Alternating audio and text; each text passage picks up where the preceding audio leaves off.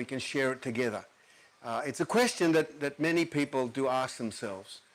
It's something that actually creates an obstacle in the lives of people from coming to God, is the fact that they feel that somehow this world should be different if God was really good. And when it's not any better than what it is, then it really questions even the very belief in God. So my theme, as you know, is if God is good, why is there so much evil? Just let me remind you that at the end of this service, that we are putting on lunch. And there's a great lunch that's prepared. And you've got to have lunch somewhere on a Sunday, don't you? So why not have it with us? We'd love you to have lunch with us at our table. All right, let's get into this. Evil. I'm sorry that we even have to talk about it. But it is a reality, and it has been part of human history right from the beginning. Throughout history, there's been a lot of evil people. Top of the list in the modern era was Adolf Hitler. Now, I know when you're in Australia, that is kind of like a long way away, both historically and geographically. But I had the opportunity of visiting Auschwitz in Poland and just going from room to room where they interrogated, where they tortured, the gas chambers. It's just beggars belief, the depth of evil that man is capable of. But the question is, not just is evil just limited to a certain number of people, select people, or can we talk about an all-pervading force of evil? See, this is really a fundamental question. Are we just talking about a few individuals, or are we talking about something that transcends just individuals, but there is an evil force at work in this world? On the 20th of April 1999, that happened to be Adolf Hitler's birthday.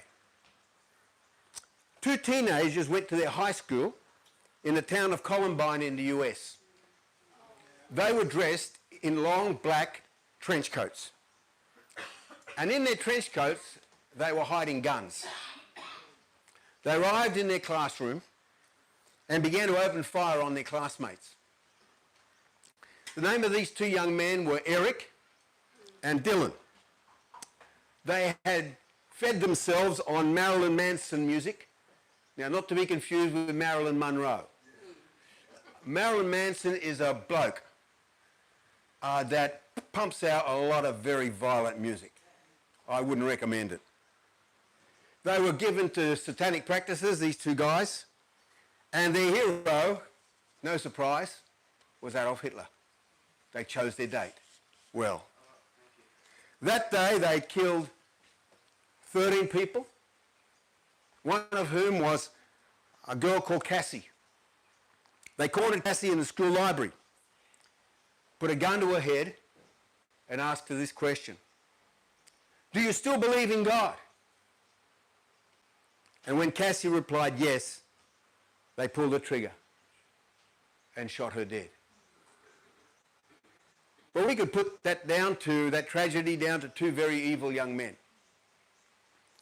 Except after that terrible event, a number of websites were set up honouring not the victims, but the killers. One was called I Love Eric and Dylan, and the other In Memory of Eric and Dylan. And every day after that event, thousands of young people went onto those websites. So we ask ourselves the question, well, what is evil? Well, that's the question that philosophers ask themselves. But we don't need to define it because we see it every night on our television screens. We see it at the 6 o'clock news, don't we? We don't have to define it. It's there. It's there staring at us. Hate, violence, rape, murder, corruption, child abuse, lies, betrayal. I mean, you get to the stage where you want to turn the news off, but we can't flee that reality, especially in today's world. I grew up in the 60s and the 70s. It was really strange time for the world. There was revolution in the air. The Second World War was over. A new generation of young people were emerging. They wanted to build a whole new world. They wanted to cast off the traditional values. In the Western world, it was the era of the May 1968 uprising of students all over Europe, especially in Paris and in France. It was the era of the hippie flower power. It was the era of Woodstock, the pill. That was a revolution at the time. The sexual revolution was opened up because of the pill. The fundamental values of society, Western societies, that the society had been built on, were being undermined and removed systematically. And evil was beginning to be unleashed through mass media as never had before. In that era, in 1971, there was one film that seemed to trigger off a whole new era of evil through mass media. It was Stanley Kubrick's A Clockwork Orange. This film portrayed such decadence as never before on the big screen, showing horrific scenes of gang rape, of young people laughing as they senselessly murdered indiscriminately. And suddenly, it seemed like overnight, evil became entertaining. And evil has been entertaining the world ever since. And so we have to ask, what is behind this push towards the evil? Well, children are specifically targeted by evil. That's not going into the whole question of paedophiles and child trafficking. I remember growing up, evil was limited to an old witch with a big wart on the end of her nose. We would laugh at evil. It didn't scare us at all. But the wicked old witch, she's been replaced now by an endless succession of monsters, more terrifying than the previous ones. And the scary thing is that all these monsters, they don't relate to any reality. They're all born in the mind of a person. In the human mind, it's producing monsters to represent evil. It's something that is pretty concerning regarding the human mind. So often when there's a wave of evil that passes over society, the children are targeted. Who do you think's targeted with Halloween? Don't get me started. Who do you think's targeted with Halloween? It's children. I mean, you don't see adults walking around knocking on doors saying trick or treat. The adults are there keeping an eye on their kids, but they're not the ones. It's all for the kids, you see. And they don't realise there's a lot more trick involved in Halloween than treat. Oh, it's a lot of fun, they say. You don't mess with fire. It might be a lot of fun until you get burnt. And then it's not so fun. And then that wave that now seems to have passed, the Harry Potter wave. I mean, Harry Potter, people say, oh, well, look, nice, innocent, sweet-looking boy. He was a witch. He was a cute witch, doing witchy things. And they say, oh, but it's just passing fun. No, it's not. It's just introducing children to witchcraft. Get them dressed as witches, get them waving wands as witches, and then trying to fly on a broom like witches. I don't think any have been very successful. But it's not just trends that comes and goes. There are certain trends. I mean, putting earrings and piercing, that's a trend. Putting gel in your hair, that's a trend. The mullet is a trend. I'm not sure that in 5 years' time the guys will be wanting to wear mullets. But it doesn't matter. Tattoos, they're kind of a trend that's going to last.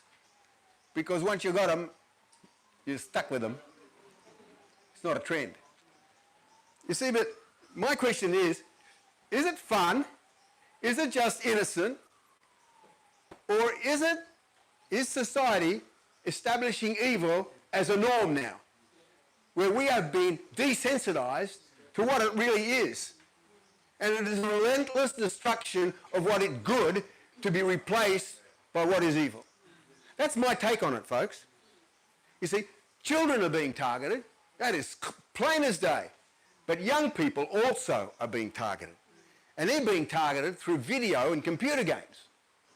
Video and computer games are based on the fact that you are a winner if you kill. It's all about killing. The more you kill, the more you win. In one game, the more you kill, the more powerful your weapon becomes, and you go online and trade it with other people for other weapons that are even more powerful. You say, well, Vince, you know, you're a pastor, that's the way you talk and think. But listen, there are many studies that link video games and violence. The kind of violence we are seeing in southeast Queensland, don't think it's just fallen out of the sky somewhere.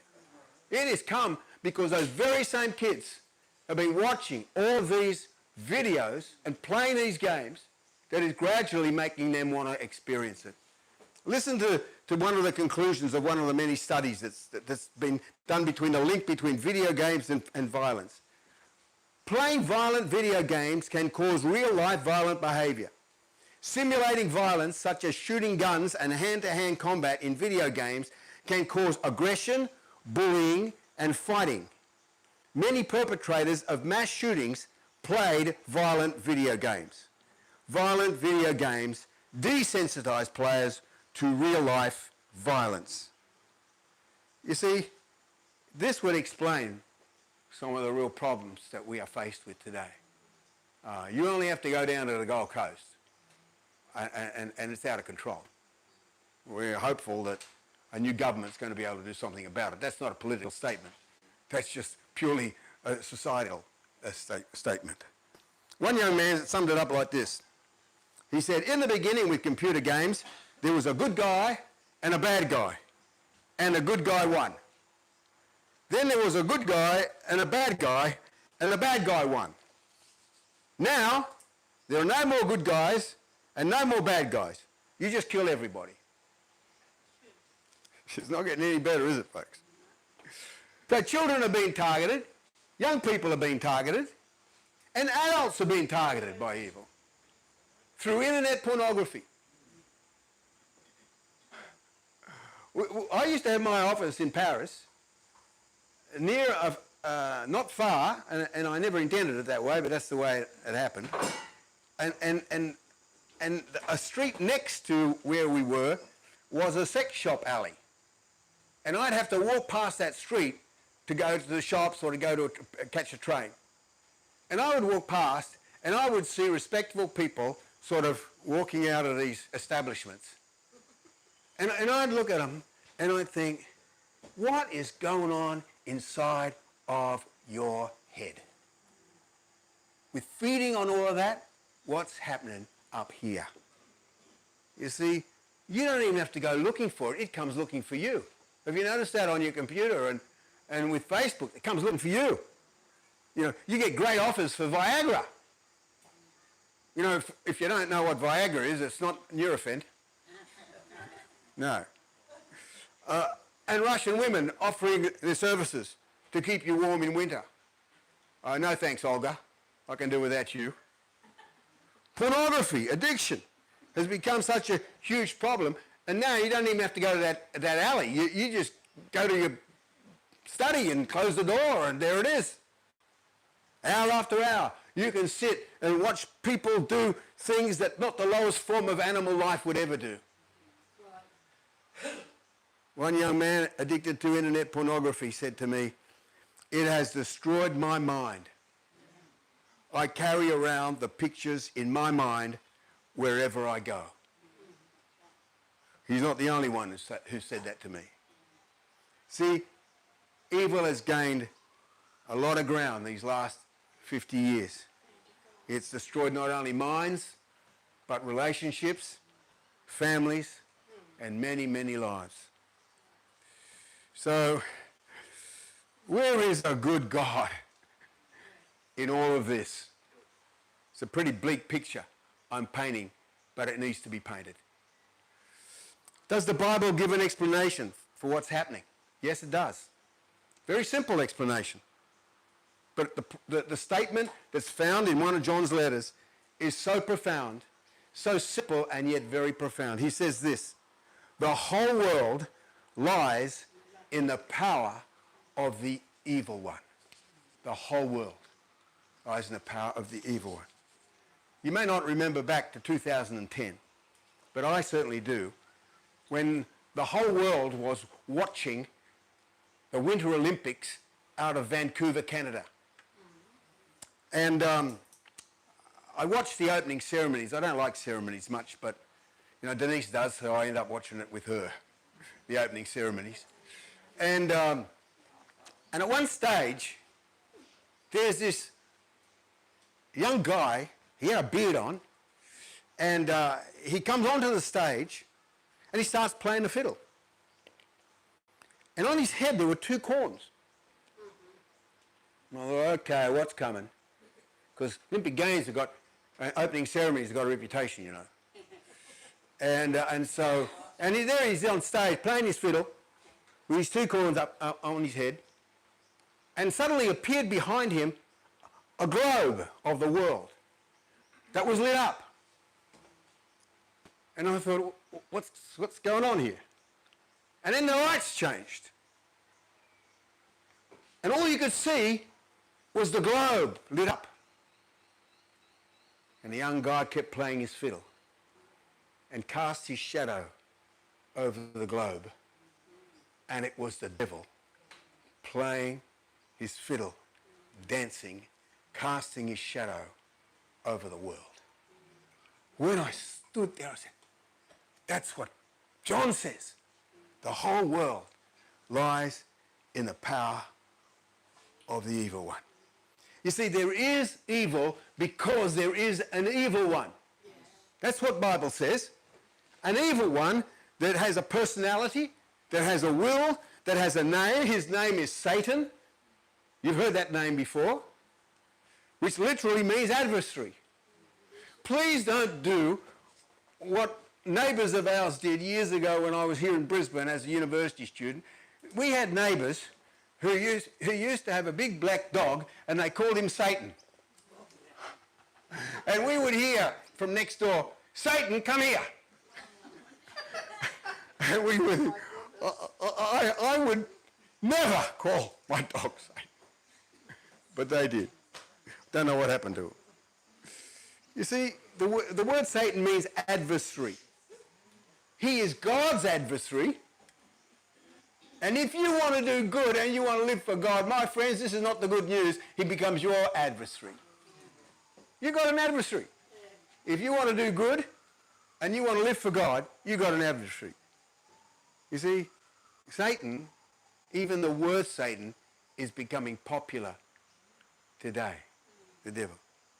I found a recent article. It was in Newsweek magazine from March 2023. That's only 18 months ago. And this is what it says. In November 2021, Pew Research, well-known institute of research, reported that 62% of American adults believe in hell, up from 58% in 2014. And pop culture appears to be taking full advantage of the curiosity that surrounds hell and its inhabitants. The devil is front and center in movies, TV shows, podcasts, and even children's books. There are Satan after-school clubs, while the proliferating Satanist groups have their own political divisions. There's the Exorcist Files, in which Father Carlos Martins recreates exorcisms, and the podcast routinely tops the list of the most popular in the spirituality categories. On Netflix alone, there are dozens of titles dealing with hellish demons, including Warrior Nun, Devil in Ohio, The Bastard Son, the Devil himself, and Lucifer, in which the ruler of hell runs a piano bar in California. I thought it was the pizza parlour in Newmarket. Did you know that there was a pizza shop that's called Hell in Newmarket? Yeah. Go to Domino's, folks. Go to Domino's. Comedy is also fair game, the article continues. Thus, Ted Danson, don't know who he is, plays a torturous demon who is prone to mistakes in the Netflix series The Good Place. Not since 1973, when The Exorcist was a cultural phenomenon on its way to becoming the first horror film to earn an Oscar nomination for Best Picture, has Satan been such a popular topic. There's even a children's book of demons. Sample passage. Summoning demons has never been so fun. Children's book. A used copy of the controversial book published in 2019 sells for $253 American on Amazon.com.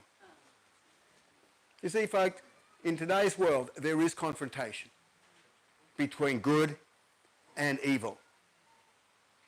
And there's a confrontation between good and evil in the lives of many people today. In fact, the Bible even speaks about it. Speaks very clearly about it. Let's take a moment to have a look at the confrontation between good and evil in the life of a young boy that's found in the gospel. In Matthew chapter 17, I'd like to read it to you, Matthew chapter 17, verses 14 to 18. This is what it says. And when they had come to the multitude, a man came to him, kneeling down to him, saying, Lord, have mercy on my son, for he is an epileptic and suffers severely. For he often falls into the fire and often into the water. So I brought him to your disciples, but they could not cure him.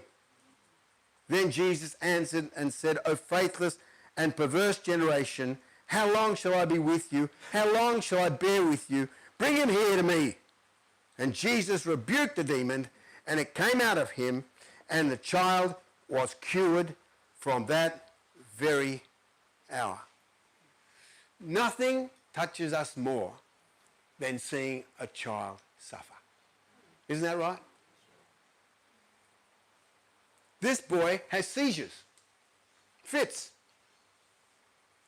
The father thought it was epilepsy. Doctors no doubt would have called it epilepsy, even today. Or perhaps insanity, where you just slip into folly. But Jesus understood what was going on. He knew it was a demon that had taken a hold of this young boy. That's what we discover behind all of the manifestations and the terrible things that this boy had to endure, the throwing into a fire and throwing into water to try to drown him. And when you see a kid like that go through all those sort of things, you can ask deep down a question, questioning God. Why does God allow it? Why doesn't he do something? How many people have cried out to God because of the suffering of children? Why does this child have to suffer like this? Where is the God of love in this situation? If I was God, I wouldn't let that continue. Is this suffering God's will? Surely not. You see, when you don't understand the power of evil, it's hard to understand the power of God's love. Did you hear what I just said? If you don't understand the power of evil, you will never understand the power of God's love and mercy towards you. And you'll never understand why it was so important for Jesus to teach his disciples to pray, deliver us from evil. Evil needs to be delivered from us. We need to be delivered from it. The desperate father had already experienced a major, major disappointment. He was quite satisfied, not going to Jesus personally. He must have thought Jesus would have been so far beyond him, so inaccessible, with all these people around him. So he found guys that sort of hung around him, realized they were his disciples, and he thought, I'm sure that they would be able to help. I mean, they've been sent out on mission, and they've cast out demons before, and so he brings his son to the disciples, and the disciples try to do all the things that they do, and it just didn't work for them. You see, that's an important lesson. That's an important lesson, folks. Because it's not a pastor that'll deliver someone from a demon. It's not a priest. It's not a psychiatrist. It's not a psychotherapist. There's only one person that can deliver someone from evil. The Father finally brings the boy to Jesus. Jesus is the good shepherd prepared to confront a bad devil. See, he's the one that does good. He's the only one that does good enough to defeat the devil and evil. Because in his name, then evil can be overcome. Can be. You see, when he comes to Jesus, the confrontation now is about to take place. And once the confrontation happens, it'll be Jesus every time. Jesus every time. I was a pastor in Paris. We used to work with pastor of Paris. But I was a pastor in Paris. Not of Paris. And so I had my office there, and one day it was coming to the end of a day, and my phone rang. And it was a man I didn't know, and he said, look, I've got a cousin in the south of France, he's a Christian, and he's suggested I contact you, and could I come with my wife for an appointment? And I said, certainly. So the following day, they came. It came after work, and so the night had fallen already when they arrived. And they were a couple that might have been in their late 30s. And so I welcomed them and invited them to come into my office, take a seat. And then they began to tell me the most horrific story. This little lady, she was only quite small. She was attractive. She was quiet. I would have said even timid. But she would go into a rage, an uncontrollable rage at any time. And she was capable of taking a kitchen knife and threatening her two children.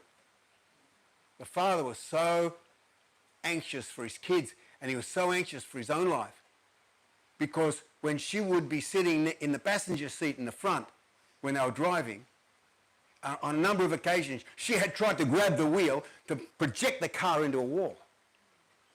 He had reached a stage where he was so scared of his small wife that he didn't want to sleep in the same bed as her. You can understand why. And when they had to go into the car, they go somewhere in the car, then he would insist on her sitting in the back seat. So finally, desperate, having turned everywhere to try to find some help in the situation, I get this phone call, and now they're in my office. And I said to them, do you understand what's happening? And they said, no. We don't understand a single thing of what's happening to her. And I thought, they have got not a clue about Jesus. They have got not a clue about spiritual life. I can't teach them everything in 5 minutes. So I just said, look, I'm going to read you a passage from the life of Jesus that I think you'll find very interesting. And so I opened up to Mark chapter 5, where Jesus cast a legion of spirits out of a man. You might know the passage. And so I opened it up and I began to read. Jesus came into the land of the Gadarenes. And as soon as I started reading, this woman lunged at me and punched me in the face, sending my glasses flying, me on the ground, chairs and carpet squares flying in all directions in my office. I mean, all hell had broken loose. I mean, we were, me and her husband, we were trying to pin her down, and I started praying in the name of Jesus against this violent spirit that had manifested itself, and I'm thinking, as I'm praying and taking authority, I'm thinking, Denise, you'll have to put off dinner, I think. I might be here all night. And so we just kept it up and kept up the pressure in the name of Jesus. And after 20 minutes, She was calm. It lifted from her. It was gone. She had her eyes closed. And I said, her name was Valerie. I said, Valerie, could you open your eyes? And she opened her eyes. I said, how are you feeling? She said, good. I said, okay. So I sat her up, and we just sat in a little corner, and I said, now I'm going to explain to you what happened.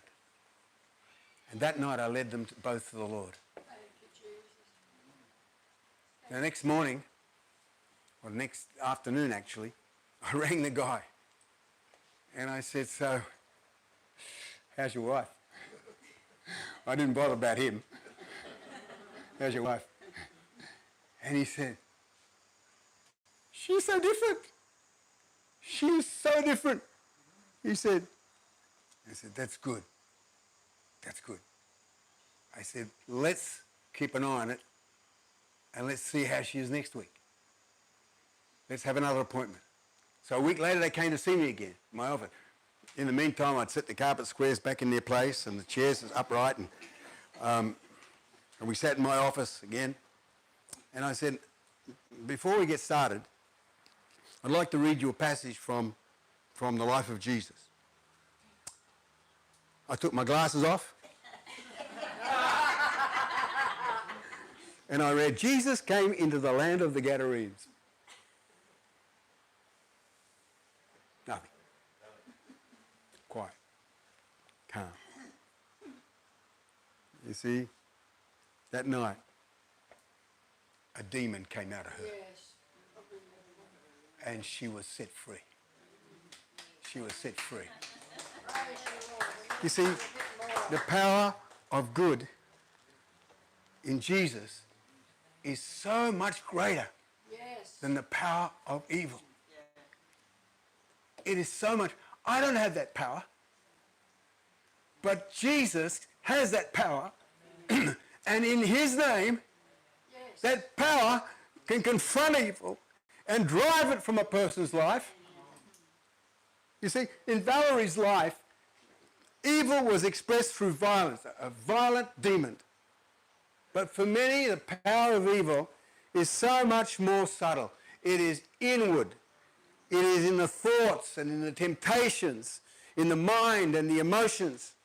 It can be expressed through overwhelming jealousy and hate and anger and depression and bitterness and arrogance and fear and doubts and addictions of all kinds and sexual compulsions.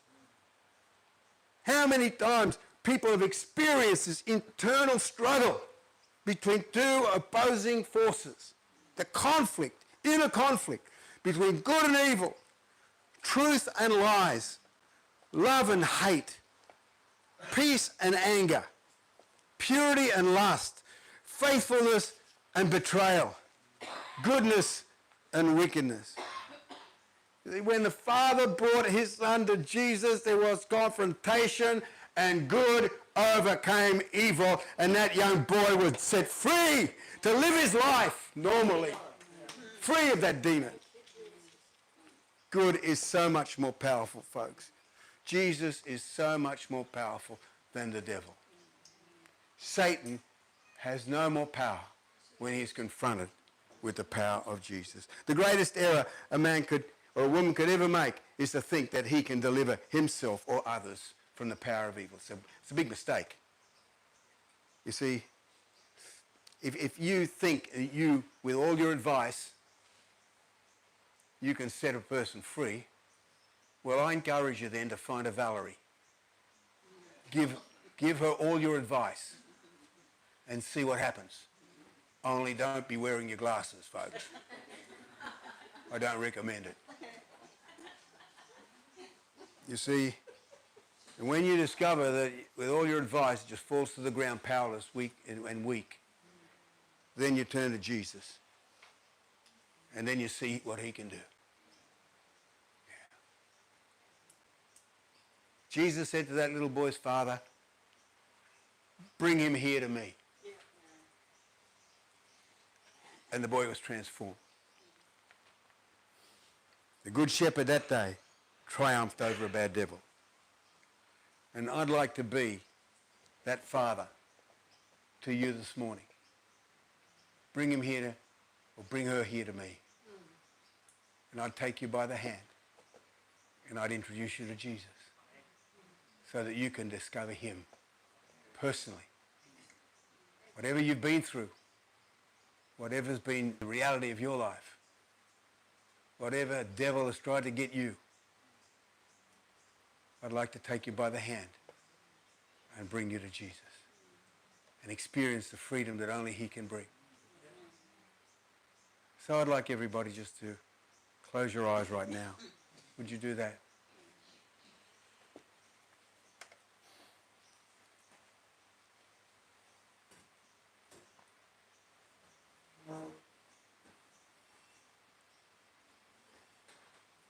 Just as we're here in the presence of Jesus, who loves Christian meetings. In fact, he loves them so much he doesn't miss out on one of them. He's here, folks. I'm not asking today if you've been brought up a Catholic or an Anglican or a Muslim or an atheist. It really doesn't matter how you've been brought up. You're a human being like all of us. And you've got a mind and a body and a heart and a soul. And you can't give it to everybody. You've got to make a choice. But Jesus says, bring him here. Bring her here to me. And so today, as a pastor, I've done this all of my life. I've helped people to come to Jesus. I've helped people that whatever their life has been like, whatever their battles have been like, I've helped people come to Jesus. And this morning is no exception. And if you've come today and you can't really say, I know Jesus in a personal way. You can't say, I gave my life to Christ on such and such a day and that day my life changed. You can't say that. Then you probably haven't been born again. You probably know about Jesus, some of the stories, but you don't know him. And you haven't surrendered your life to following him. But you can do that now. You can seize this opportunity that this meeting is giving you, that I'm giving you. I'd like to pray with you. Is there anybody here that would say, well, Vince, you're talking to me? That's where I am at the moment in my life. And if I came, it's because I really do want to be serious with God. I want to be serious with Jesus. If that's you, and you'd like me to pray for you, would you just do something very simple to do, there where you're seated? Just to lift up your hand. And I will see your hand, and I'll be able to pray for you. Yes, sir. Gentleman down the back. Is there anybody else that would like to just take this opportunity? Doesn't matter how old you are. Doesn't matter what you've experienced. Doesn't matter whether you've been to church or never been to church. You just want to take this opportunity because you know it's God that's given it to you. Is there anybody here? Anybody else? Just lift up your hand. I don't like rushing these moments because I understand what happens in the heart of a person. It's kind of like a bit of a tug of war. Some part of you says you're not ready, and another part of you gives a big yes. I want it. Is there anybody else? Yes, the lady down the back. God bless you. Just taking a moment to let this settle in your heart. This is something I can't do for you. So you can only do it for yourself. Is there anybody else?